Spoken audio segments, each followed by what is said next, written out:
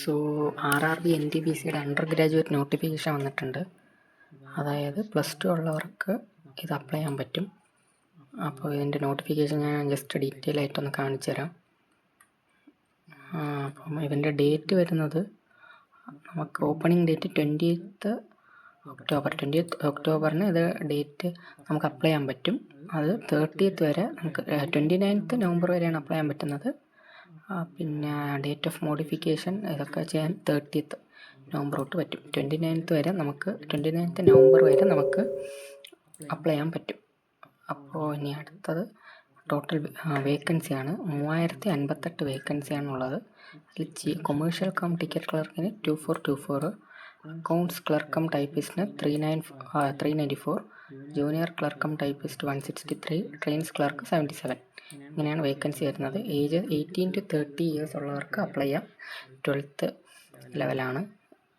അപ്പോൾ ഇനി കുറച്ചുകൂടെ ഡീറ്റെയിൽ ആയിട്ട് നോക്കാം. 500 രൂപയാണ് പേയ്മെൻറ്റ് വരുന്നത്. മറ്റേ SC ST candidates, female, transgender ഇവർക്കൊക്കെ 250 ആണ് വരുന്നത് പേയ്മെൻറ്റ് വരുമ്പോൾ. അത് കഴിഞ്ഞ് നമ്മൾ താഴേക്ക് വരുമ്പോൾ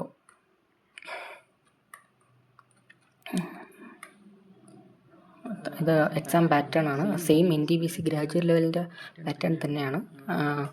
അതായത് general awareness 40, mathematics 30, general intelligence 30, total 90 minutes 100 mark ആണ് CBT 1 വരുന്നത്. ഈ ജനറൽ അവയർനെസ്സിൽ തന്നെ കറണ്ട് അഫയേഴ്സ് ആയിരിക്കും കൂടുതൽ. കഴിഞ്ഞ വർഷമൊക്കെ അങ്ങനെയായിരുന്നു, ലാസ്റ്റ് 6 monthsൻ്റെ കറണ്ട് അഫയേഴ്സ്. അതുപോലെ CBT 2 വരുമ്പോൾ 120 മാർക്സിനാണ് 90 minutes, general awareness 50, maths 35, general intelligence 35. അപ്പോൾ അങ്ങനെയാണ് വരുന്നത്. ഇതൊക്കെ സിലബസ് ആണ്. നിങ്ങൾ ജസ്റ്റ് നോട്ടിഫിക്കേഷൻ എടുത്ത് നോക്കുമ്പോൾ നിങ്ങൾക്ക് ഫുള്ളായിട്ട് വായിച്ച് നോക്കിയാൽ മതി, നിങ്ങൾക്ക് ഡീറ്റെയിൽ സിലബസ് കാണാൻ പറ്റും.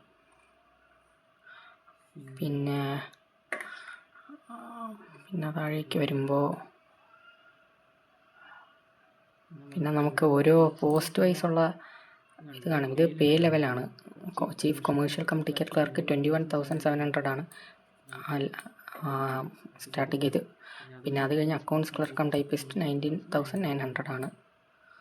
പേ ലെവൽ 2 ആണ്. അടുത്ത ജൂനിയർ ക്ലർക്ക് കം ടൈപ്പിസ്റ്റ് 19,900 ആണ്.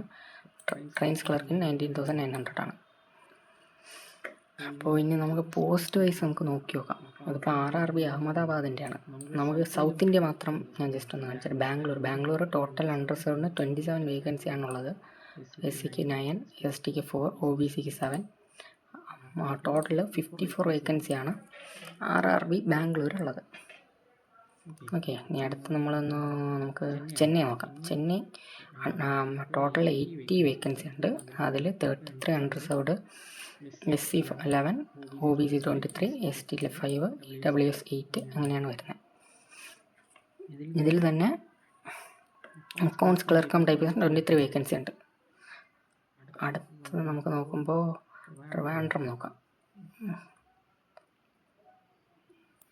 ഓക്കെ, ട്രിവാൻഡ്രം വരുമ്പോൾ 39 വേക്കൻസിയാണ് അൺറിസർവ്ഡിന്. ടോട്ടൽ 86 വേക്കൻസിയാണ്.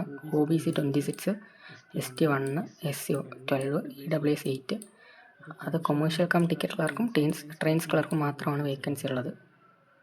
ഓക്കെ, അപ്പോൾ ഇത്രയും എങ്ങനെയാണ് വേക്കൻസിയുടെ കാര്യം വരുന്നത്. നിങ്ങൾ ഡീറ്റെയിൽ ആയിട്ടൊന്ന് നോക്കിക്കഴിഞ്ഞാൽ നിങ്ങൾക്ക് മനസ്സിലാവും.